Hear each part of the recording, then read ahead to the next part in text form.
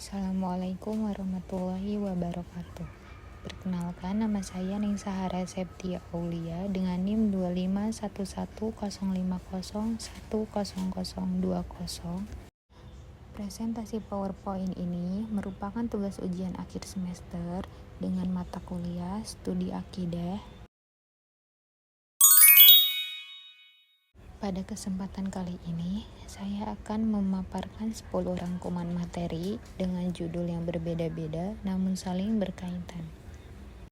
Judul yang pertama yaitu Studi Akidah La Ilaha Illallah, yang kedua Islam sebagai agama wahyu, yang ketiga perkara yang dapat membatalkan akidah, yang keempat integrasi akidah dan dakwah, yang kelima Izzatul Islam wal Muslimin, yang keenam Wasatiyah, yang ketujuh aliran mazhab akidah, yang kedelapan bahaya liberalisasi akidah, ibadah syariah, yang kesembilan implementasi keteladanan Rasulullah SAW, dan yang terakhir hari kiamat dan kehidupan akhirat. Materi yang pertama yaitu studi akidah la ilaha illallah atau biasa disebut dengan syahadatain, yang berbunyi asyhadu alla ilaha illallah wa asyhadu anna muhammadar rasulullah. Akidah secara bahasa adalah al-aqdu yang artinya ikatan, sedangkan secara istilah akidah adalah keimanan yang teguh dan bersifat pasti kepada Allah dengan segala pelaksanaan kewajiban, bertauhid dan taat kepadanya, beriman kepada malaikat-malaikatnya, kitab-kitabnya, rasul-rasulnya, hari akhir, takdir baik dan buruk. Kemudian, syahadat juga mempunyai rukun dan syarat. Dalam rukun syahadat memang ada dua unsur. Yang pertama, an-nafyu yang artinya peniadaan, dan yang kedua al-isbat yang artinya penetapan. Maksud dari an-nafyu yaitu meniadakan semua sesembahan selain Allah. Dan maksud dari al-isbat penetapan yaitu menetapkan ibadah hanya untuk Allah Subhanahu wa ta'ala. Kemudian 8 syarat syahadat agar syahadat seseorang sah dan diterima. Yang pertama, al-ilmu, yaitu mengetahui makna syahadat, artinya memahami arti la ilaha illallah dan Muhammadur Rasulullah. Yang kedua, al-yakin, yaitu mengucapkan syahadat dengan keyakinan penuh tanpa ragu. Yang ketiga, al-qabul, yaitu menerima konsekuensi syahadat, tidak menolaknya. Yang keempat, al-inqiyad, yaitu tunduk dan patuh pada ajaran Allah dan Rasulnya. Yang kelima, as-sidqu, yaitu mengucapkan dengan jujur dari hati, tidak dusta atau munafik. Yang keenam, al-ikhlas, yaitu memurnikan syahadat hanya karena Allah, tidak menyekutukannya. Yang ketujuh, al-mahabbah, yaitu mencintai Allah, Rasul, dan ajaran Islam. Yang terakhir yaitu mengingkari togut, artinya mengingkari segala yang disembah selain Allah. Selanjutnya materi yang kedua yaitu Islam sebagai agama wahyu. Nah, materi ini mempunyai dua bagian. Bagian yang pertama yaitu secara bahasa, Islam adalah mendamaikan, menyelamatkan, tunduk dan patuh. Sedangkan secara istilah, Islam adalah agama yang berisikan aturan-aturan Allah dan Rasul-Nya yang mencakup semua bidang kehidupan yang jika dilaksanakan akan membawa pada kebahagiaan dan keselamatan dunia akhirat. Adapun karakter utama dalam ajaran Islam, yang pertama syumuliyah, artinya komprehensif, yaitu mengatur seluruh aspek kehidupan, baik akidah, ibadah, akhlak, muamalah.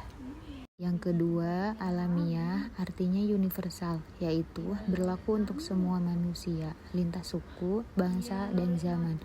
Yang ketiga, ilahiyah, yaitu ketuhanan, artinya bersumber dari Allah dan berorientasi pada tauhid. Yang keempat, insaniyah, artinya kemanusiaan, yaitu sesuai dengan fitrah dan kebutuhan manusia, contohnya memuliakan manusia. Kelima, waqi'iyah, artinya realistis, yaitu ajarannya dapat diterapkan sesuai kondisi kenyataan manusia. Yang keenam, wasatiyah, artinya moderat atau seimbang, tidak berlebihan dan tidak meremehkan, seimbang antara dunia dan akhiratnya. Yang ketujuh, al-wuduh, artinya kejelasan. Maksudnya, Islam mengajarkan ibadah dengan aturan yang jelas. Yang terakhir, al-jam'u baina asabat wal muru'ah, artinya perpaduan antara konsisten dan tetap fleksibel. Maksudnya, prinsip pokok tetap, namun teknis pelaksanaan bisa fleksibel. Next, Islam sebagai agama wahyu bagian 2. Islam adalah agama yang bersumber langsung dari wahyu Allah, bukan hasil pemikiran, budaya, atau rekayasa manusia. Ajarannya diturunkan Allah kepada Nabi Muhammad SAW melalui malaikat Jibril, lalu dihimpun dalam Al-Quran dan dijelaskan melalui sunnah Nabi. Bahkan Allah Subhanahu wa Ta'ala berfirman dalam Quran Surat An-Najm ayat 3 dan 4 yang berbunyi, Bismillahirrahmanirrahim, wa ma yantiqu 'anil hawa in huwa illa wahyu yuha, yang artinya, dan tidak pula berucap tentang Al-Quran dan penjelasannya berdasarkan hawa nafsunya. Al-Quran itu tidak lain kecuali wahyu yang disampaikan kepadanya. Maksudnya, Al-Quran adalah benar-benar kalam Allah yang diwahyukan kepada Nabi Muhammad, tidak menurut keinginannya atau menurut hawa nafsunya. Selanjutnya yaitu materi yang ketiga, perkara yang dapat membatalkan akidah. Perkara yang dapat membatalkan akidah adalah segala perbuatan, ucapan, atau keyakinan yang bertentangan dengan tauhid sehingga merusak atau mengeluarkan seseorang dari keimanan kepada Allah. Yang pertama yaitu murtad, keluar dari Islam. Murtad terbagi menjadi 3. Yang pertama, murtad karena niat. Contohnya, berniat dalam hati untuk keluar Islam. Yang kedua, murtad karena ucapan. Contohnya, menghina Allah, Rasul, atau Al-Quran. Yang terakhir, murtad karena perbuatan. Contohnya, sujud kepada berhala atau selain Allah. Yang kedua yaitu syirik atau menyekutukan Allah. Syirik juga terbagi menjadi 2, yaitu syirik akbar dan syirik asgor. Syirik akbar artinya syirik yang besar. Contohnya, menyembah atau berdoa kepada selain Allah, misalnya kepada berhala, kuburan, dan jin. Yang kedua yaitu syirik asgor. Contohnya, bersumpah dengan nama selain Allah, misal demi langit, demi bumi, dan lain-lain. Yang ketiga, mengaku sebagai nabi atau percaya kepada nabi baru. Yang keempat, menghalalkan yang haram dan mengharamkan yang halal. Dan yang terakhir, paham modern yang menghilangkan peran Tuhan. Dan selanjutnya materi yang keempat, integrasi akidah dan dakwah. Integrasi akidah dan dakwah adalah upaya menyatukan kemurnian keyakinan Islam dengan aktivitas menyampaikan ajaran Islam, sehingga dakwah tidak hanya efektif secara metode, tetapi juga benar secara prinsip keimanan. Akidah menjadi dasar, arah, dan batas dakwah, sementara dakwah menjadi sarana penerapan dan penjagaan akidah di tengah masyarakat. Kemudian, integrasi akidah dan dakwah menegaskan bahwa akidah adalah isi dan arah dakwah, dan dakwah adalah sarana penjaga dan penyebar akidah. Jadi intinya, integrasi akidah dan dakwah ini tidak bisa dipisahkan karena keduanya saling melengkapi. Allah Subhanahu wa Ta'ala berfirman dalam Quran Surat Fussilat ayat 33 yang berbunyi, Bismillahirrahmanirrahim, wa man ahsanu qawlan mimman da'a ilallah wa amila sholihan wa qala innani minal muslimin. Yang artinya, dan siapakah yang lebih baik perkataannya daripada orang yang menyeru kepada Allah, mengerjakan amal soleh dan berkata, sesungguhnya aku termasuk orang-orang yang menyerah diri. Quran Surat Fussilat ayat 30. Jadi ayat ini menjelaskan bahwa sebaik-baiknya amal soleh adalah dakwah. Selanjutnya yaitu materi yang kelima, Izzatul Islam wal Muslimin. Nah, materi ini juga mempunyai dua bagian. Bagian yang pertama, secara bahasa, kata izzah seakat dengan kata aziz yang artinya perkasa, mulia, kuasa, agung, jaya, berkekuatan dahsyat, dan tak terkalahkan. Sedangkan secara istilah, izzah adalah menunjukkan kejayaan Islam dan pemeluknya dari kalangan kaum muslimin yang memiliki wibawa di hadapan musuh-musuhnya dan tak terkalahkan oleh mereka. Bahkan ada hadis yang mengatakan, aku diberi 5 keistimewaan yang tidak diberikan kepada seorang pun dari para nabi sebelumku. Hadis riwayat Bukhari dan Muslim. Keistimewaan yang pertama yaitu nusirtu birubbi, yang kedua ju'ilat liya al-ardu masjidan wa tahuron, yang ketiga uhillat liya al-ghanaim, yang keempat u'titu asy-syafa'ah, dan yang terakhir buistu ilan nasi ammatan. Artinya, keistimewaan yang pertama diberi pertolongan dengan rasa takut sejauh perjalanan 1 bulan. Yang kedua, dijadikannya bumi sebagai masjid dan alat bersuci. Yang ketiga, dihalalkannya bagi Nabi Muhammad harta rampasan perang, dan itu tidak dihalalkan bagi nabi sebelumnya. Yang keempat, diberikannya syafaat, dan yang terakhir, diutusnya Nabi Muhammad SAW untuk seluruh manusia. Kemudian Izzatul Islam wal Muslimin bagian 2. Adapun sumber dan pilar Izzatul Islam wal Muslimin. Sumber izzah bagi umat Islam yang pertama tauhid, yang kedua loyalitas, yang ketiga karunia, yang keempat amal soleh, dan yang terakhir budaya ilmu. Adapun pilar kejayaan Islam dan kaum muslimin. Yang pertama berjuang, yang kedua manhaj nubuwah, dan yang ketiga sains dan teknologi, yang keempat dakwah, dan yang kelima doa, dan yang terakhir sabar. Materi yang keenam yaitu wasatiyah. Allah Subhanahu wa taala berfirman dalam Quran surat Al-Baqarah ayat 143, Bismillahirrahmanirrahim. Wa kadzalika ja'alnakum ummatan wasatan litakunu syuhada'a 'alan nasi wa yakunar rasulu 'alaikum syahida. Yang artinya, demikian pula kami telah menjadikan kamu umat Islam, umat pertengahan, agar kamu menjadi saksi atas perbuatan manusia dan agar Rasul Nabi Muhammad menjadi saksi atas perbuatan kamu. Islam sebagai agama global menjadi saksi seluruh alam atau seluruh manusia di muka bumi ini ketika memiliki konsep ummatan wasaqah, artinya Islam yang adil. Umat yang wasatiyah adalah orang yang mengutamakan prinsip yang sifatnya islahiyah atau perbaikan dengan berpijak pada kerangka nilai dan mengakomodasi perubahan zaman dan juga tidak terlalu bebas oleh perkembangan zaman. Selanjutnya materi yang ketujuh yaitu aliran mazhab akidah. Dalam pemikiran akidah Islam terdapat pandangan yang menjelaskan bahwa terjadinya perbuatan berkaitan dengan 2 unsur, yaitu kehendak Tuhan dan kemampuan manusia. Kehendak Tuhan dipahami sebagai penentu terwujudnya suatu perbuatan, sementara kemampuan manusia berperan sebagai sarana atau kesiapan untuk melakukan perbuatan tersebut, namun tidak berdiri sendiri tanpa kehendak Tuhan. Ada hadis yang mengatakan, Yahudi terpecah menjadi 71 golongan, Nasrani terpecah menjadi 72 golongan, dan umatku akan terpecah menjadi 73 golongan. Semuanya di neraka kecuali 1.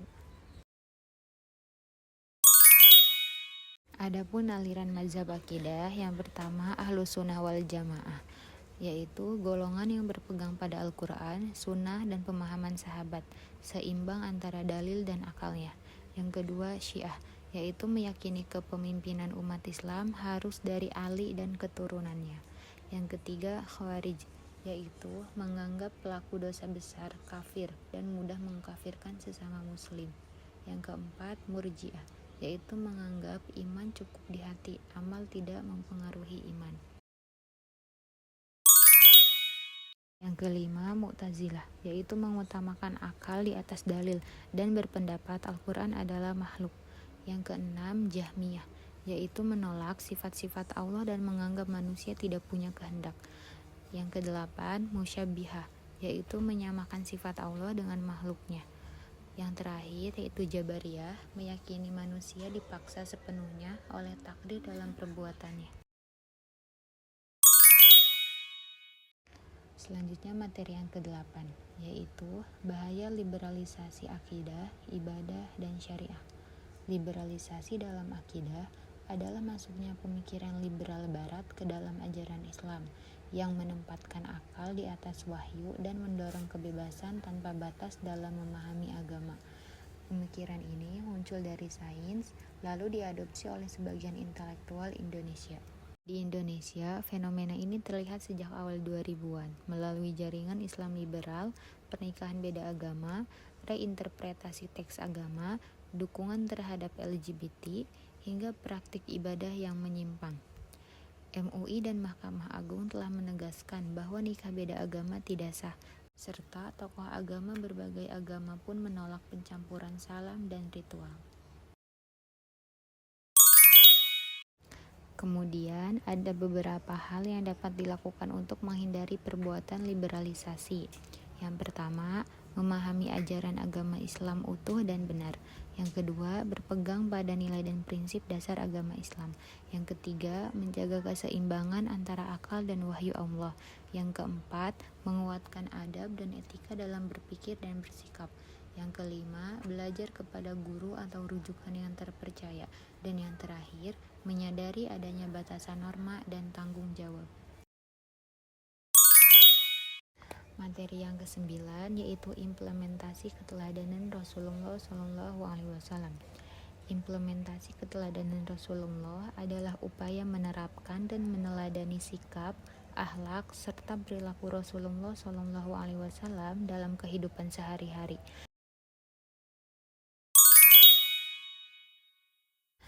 Nah, ini adalah bentuk-bentuk mengimplementasikan keteladanan Rasulullah SAW. Yang pertama, meneladani akhlak pribadi dalam kejujuran, amanah, dan kesabaran. Yang kedua, meneladani ibadah dengan melaksanakannya sesuai tuntunan beliau. Yang ketiga, meneladani sikap sosial seperti adil, peduli, dan menghormati sesama.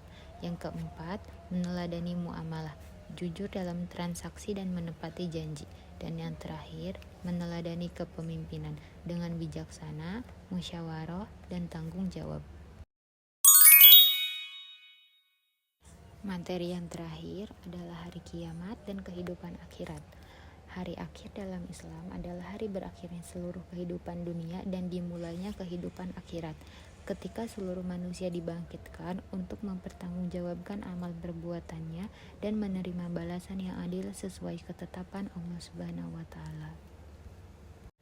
Hari akhir mempunyai tanda-tanda kecil dan tanda-tanda besar. Tanda-tanda kecil diantaranya adalah rusaknya akhlak dan moral manusia, banyaknya fitnah dan kebohongan, manusia berlomba dalam kemewahan, ilmu agama ditinggalkan, dan yang terakhir waktu terasa semakin cepat. Kemudian tanda-tanda besarnya, yang pertama munculnya Dajjal, kemudian turunnya Nabi Isa alaihi salam, kemudian keluarnya Ya'juj dan Ma'juj, terbitnya matahari dari barat, dan yang terakhir keluarnya binatang melata.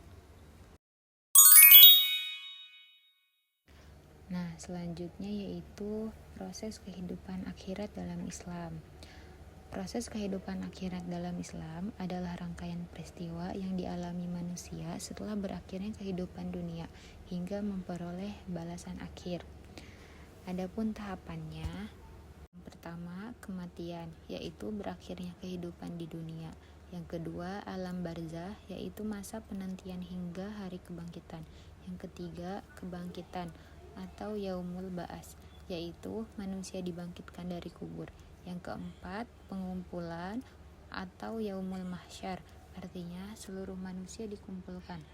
Yang kelima, perhitungan amal atau yaumul hisab, yaitu amal baik dan buruk dihitung.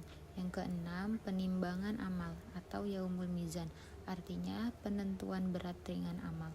Dan yang ketujuh, pemberian catatan amal sebagai bukti perbuatan. Dan yang terakhir, balasan akhir berupa surga atau neraka sesuai amal. Nah, itulah pemaparan yang dapat saya sampaikan. Semoga materi ini dapat menambah wawasan dan memberikan manfaat bagi kita semua. Kurang lebihnya mohon dimaafkan. Wassalamualaikum warahmatullahi wabarakatuh.